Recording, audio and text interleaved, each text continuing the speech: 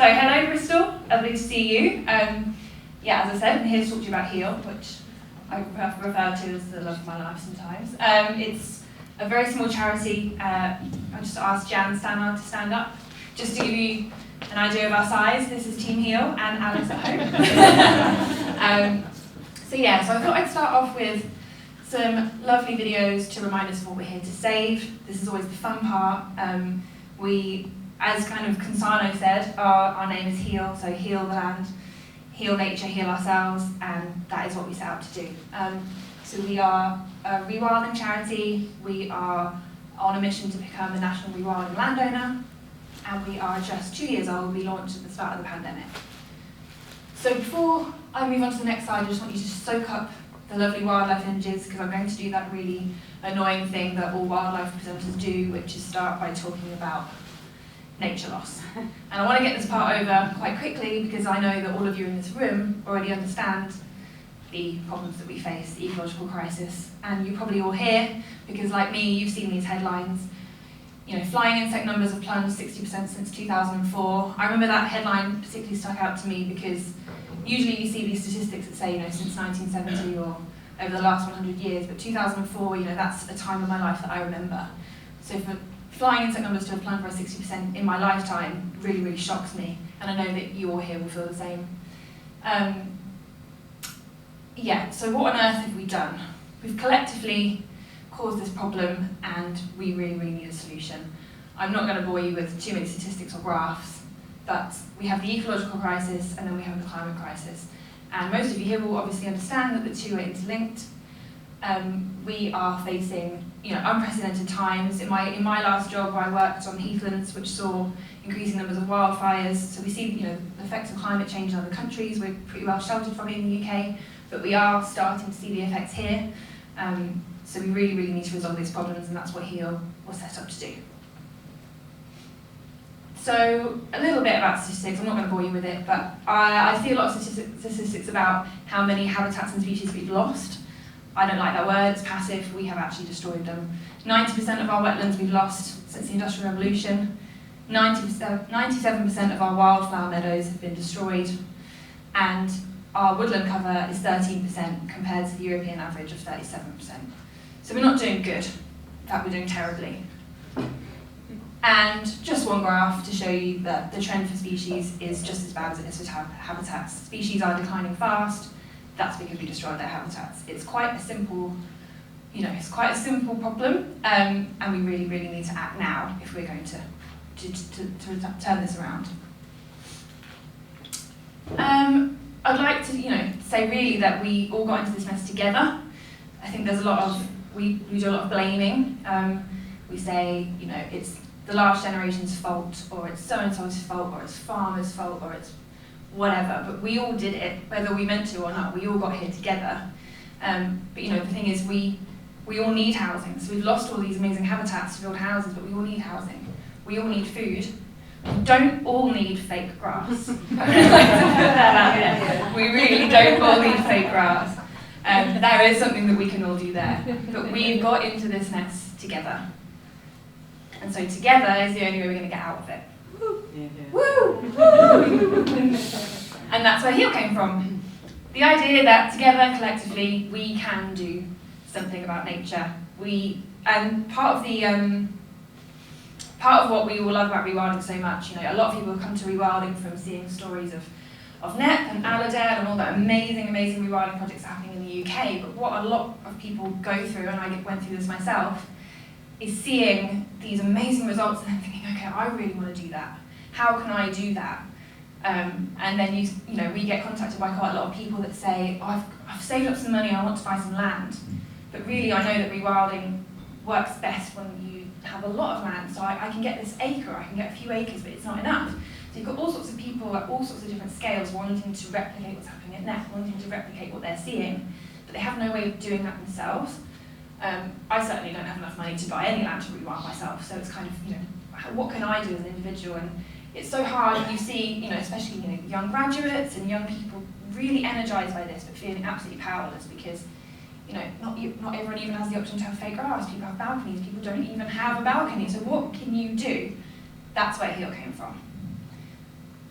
So, right at the beginning of the pandemic, complete coincidence, bit of a disaster in one way, but Heal was launched. And we had this amazing article in The Guardian that drew lots and lots and lots of people to us. And the timing obviously was terrible in one way because we had a launch party planned which got cancelled and all the things that we thought were going to happen didn't. But at the same time, it was a gift for us because so many people who were furloughed, stuck at home, started seeing the beauty in nature and really, really wanted to do something about it. And that's how we became blessed with a massive community of volunteers and supporters like Nick and Elena. So 2 years ago we launched in March to buy land and give it back to nature. Simple as that, really. And yes, so everyone together, can we collectively find a way to raise money, buy land and rewild it? So our mission is to become the first national rewilding landowner. We want to be a big charity. We're a very small charity, but our ambition is massive. In fact, it's so massive that actually the first time that I met Jan and she told me about it, I just thought, whoa. Like, she said we want to rewild a 500-acre site in every English county, and they cost about 5 million each to buy. And I thought, okay. Okay. But you need a big vision to address a big problem. And it's been absolutely amazing the support we've had since.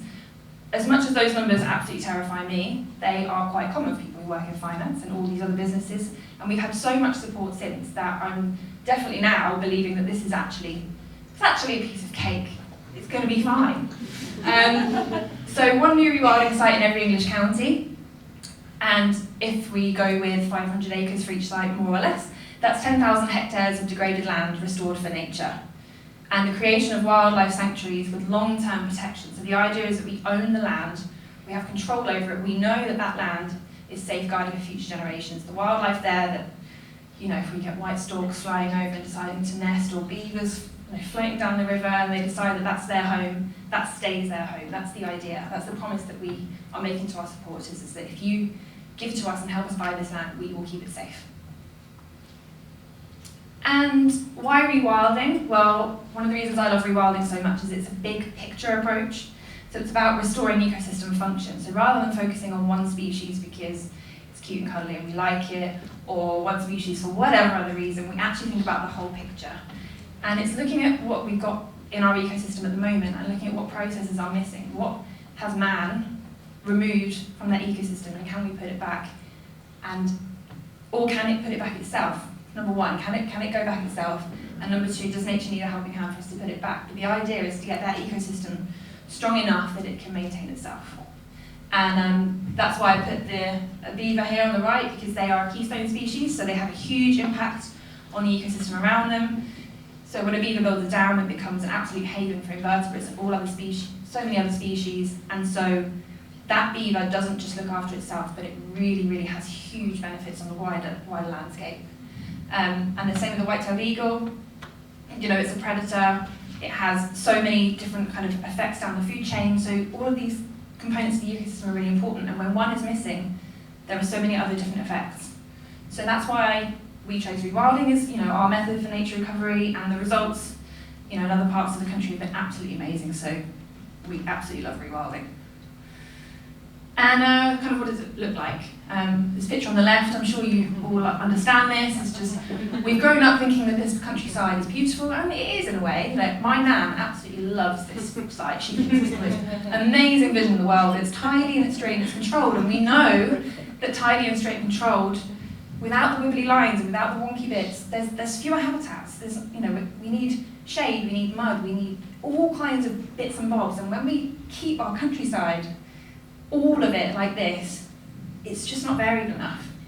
So we need a little less of this and a little more of this. And this on the right is from the Neck estate, post-rewilding, and you just see there's just so much more variation. So many more of those microhabitats that just host such a bigger variety of species. That's what we need a little bit more of. We're not going to turn the whole of the countryside into this, that's not the plan. We just need more places like that, wildlife stepping stones, so that species can get across the country, can move from one wild site to the other. We just need a little bit more messy. And how do we do this? Well, there are a few different types of rewilding, but the one that we go for, the one that we think is best for our purposes, is using ecosystem engineers. So if you get a bit of land that's been in the same state, for 15 years, it's completely static, you've got just lots and lots of grass, hedgerows, nothing much going on, one of the best things you can do is chuck an ecosystem engineer in there. So pigs are absolutely brilliant at completely messing up grass. They will dig it up, they will cause so much mess, and then that creates all these opportunities for wildflowers, for pollen, anything to get in the mud and start to mix up the grass. And that's how you start to get floral diversity that we really, really need. All of these animals interact with the ecosystem in a slightly different way, so they have different preferences for the food they like, they eat at different heights. You'll often go to the countryside and see where you can see clear evidence of deer because they just leave a line where they've chewed. Our native breeds of animals are a lot more hardy as well than the animals that we're used to seeing, so they can stay outdoors all year round, they can breed outdoors, they can just hack nature. They don't need pasture fed grass, improved grass, and we don't need to fertilise the land. They thrive in what many would consider wasteland, land that's not looked after, covered in scrub, in brambles, in mess. They absolutely love it. So ecosystem engineers for us are the key to restoring land that isn't biodiverse. These are our 3 pillars for Heal. So through rewilding, we will restore nature, we will heal the climate, and we'll create more opportunities for better human well-being. So here are just a few examples of how we know that rewilding works. So most of you probably will at least have heard of wilding, if not read it. It's how so many of our volunteers have come to us. People read this book and they say, this has changed my life. How can I do it? So this is the Net Rewilding Estate in West Sussex, rewilding before it was cool. And this is one of their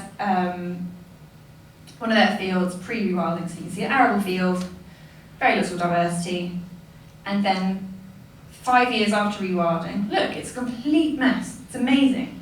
And it's not green as well. That's one of the other things that people think that wild places need to be green, because we use the word green space quite a lot. Everything's green. But that is full of browns and purples and reds and all sorts of amazing colours.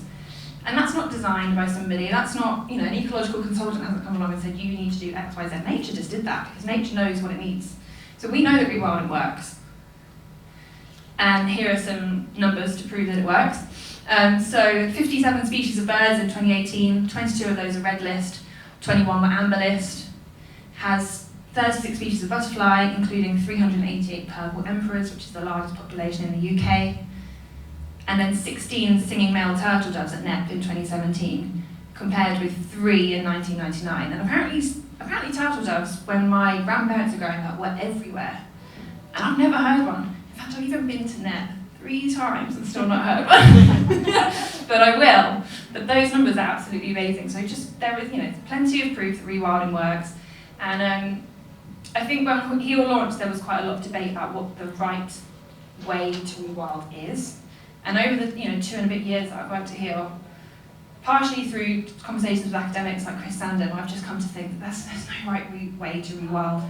And if people are doing it differently, that's amazing, because it's just more diversity. So some people like to use pigs more than horses, and if some people don't like to use pigs, and etc., etc., etc. That is just more diversity. And I think leaving nature alone to do its thing, if you're starting with a habitat that's already degraded and already low biodiversity, you're not going to make it worse. Leaving it space to breathe produces amazing results. Rewilding helps climate change in 4 different ways. So first, the land heals and becomes better able to adapt to challenging conditions. So that's one of the challenges for us, is maybe not necessarily using rewilding to prevent climate change, but how is our land going to be resilient enough to actually cope with changing weather events? Well, we know that through rewilding, through having healthier soil, healthier plants, and a healthier ecosystem, that the land actually begins to heal and becomes better able to look after itself. And then it allows things to grow, so as we said, leaving it alone, right? Trees and plants capture carbon from the atmosphere through photosynthesis. Great. And then this is an interesting one. So rewilding actually protects underground stores of soil carbon from being released into the air. So other land uses like construction, anything that involves digging, anything that involves any kind of disturbance to the soil, is going to involve release of carbon into the atmosphere. But if you have a site and you dedicate that to rewilding, all you're doing is locking that carbon down into the ground. The healthier the soil is, the better the biodiversity in the soil. Basically, more carbon locked into the ground and less in the atmosphere. So again, another great way that rewilding helps climate change. And then, as a land use, rewilding doesn't involve pesticides, fertilizers, any kind of chemicals. So you're preventing land uses that would apply these greenhouse gas emitting chemicals into the air, into the soil, into the water, into the air. So you've basically safeguarded a zone from any kind of climate damaging chemicals, which is great. So yeah, 4 ways in which rewilding helps climate change, and I think maybe those aren't very well understood, but we're trying to get that message out there that actually it's not just about nature and species, because a lot of people really care about climate change. It's a huge daunting threat. So yeah, rewilding is a way that we can help that. And then the third one, well-being. Nature makes us feel good. Like, we all know that. I mean, there's so many statistics again that I could have put up here, but I don't need numbers or scientific papers to tell you that nature makes you feel good, because that's part of the reason you're here. You want to save it. It improves our mood and it reduces feelings of stress. But in order for that actually to work, you need to have nature nearby. We really don't want to see a scenario where rewilding becomes a thing for people in the uplands, or if you happen to live near Nep, great, but if you don't, if you live in the centre of a city, how are you going to get to a rewilding area and benefit from it? Rewilding needs to come to you, and that's again what Heal is about, making rewilding accessible to people. So our focus is actually purely on the lowlands, because we want to bring rewilding to where people live, to urban areas. And we really want rewilding to be affordable as well, so we're going to have an optional donation model for our sites. We're not going to charge people to come, because yeah, everyone has the right to experience the magic that rewilding brings.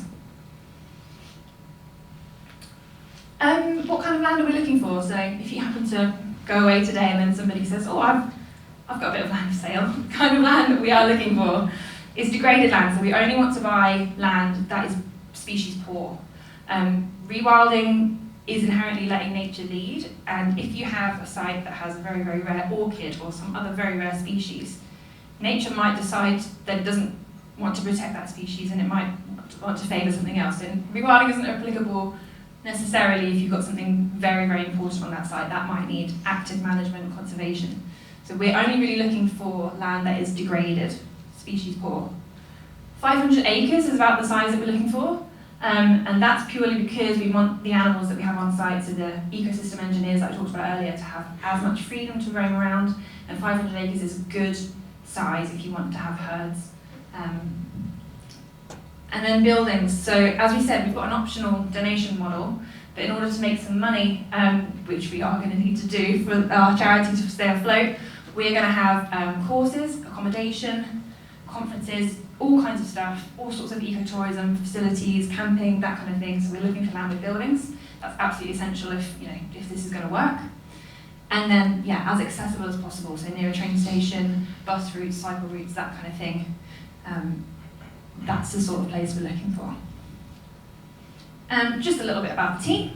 So obviously you met Jan earlier, and so Jan is our chair of trustees. I'm our operations director. Didn't say that at the beginning, or introduce myself actually, but never mind. We've got a youth panel of 10 people, so we recruited those right from the beginning. So that's 10 young people aged 17 to 29 who meet every quarter. And I give them an update on what we've been doing, what the trustees have been doing, what the trustees are thinking, and then they give us brilliant feedback, brilliant honest feedback.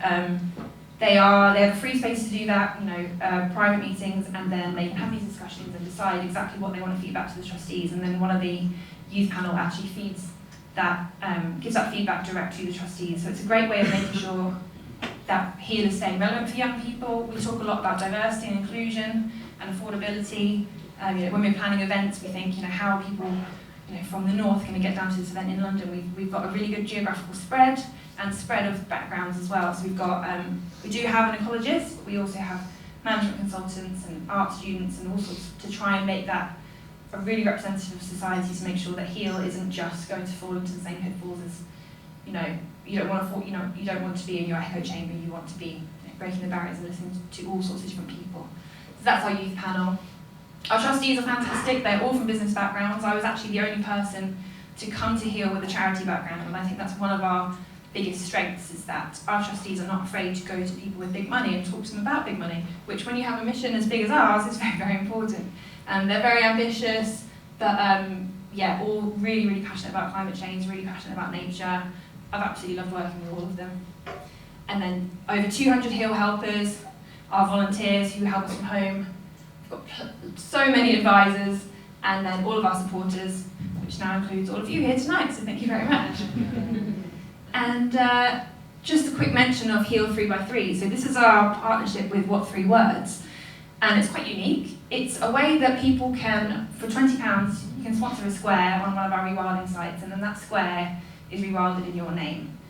It's a really, really good way to be tied into a bit of land, and you can give it as a gift, and you might sponsor a square and then keep it for the rest of your life. And then you've actually really seen that impact of that bit of land that you saw that right at the beginning was degraded, maybe didn't have much on it, and then you can go back 20 years later and we can tell you that we saw a badger run over it, or we had something really exciting fly over it. We're going to be doing, obviously, surveys of our site, and we want to see if we can capture that sort of information. But yeah, it's a really, really fun way. We're going to develop a portal where you can actually log in and see where your square is.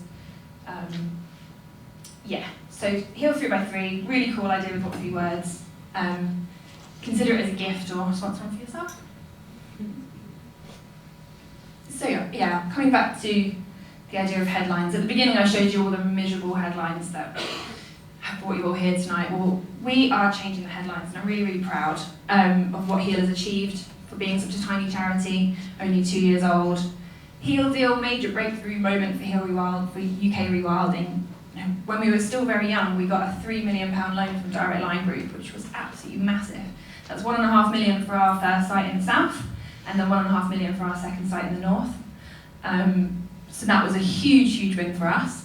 We last week got the news that we have been awarded our biggest ever grant. So UK government did 2 rounds of the Natural Environment Investment Readiness Fund, a mouthful, NERF, and we were absolutely amazed that we got the maximum award, £100,000, and that's to develop our financial modelling and our business case for investment in rewilding. So we are going to put the business case forward to show people, to show the world that actually rewilding makes ecological sense, but it also makes financial sense. We are so, so excited to launch that project.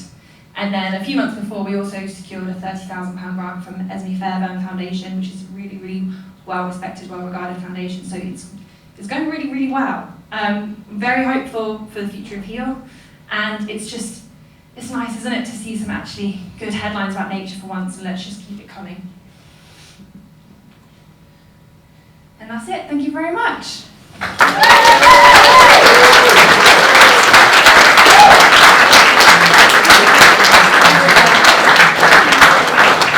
Fantastic. Thank you so much, Hannah.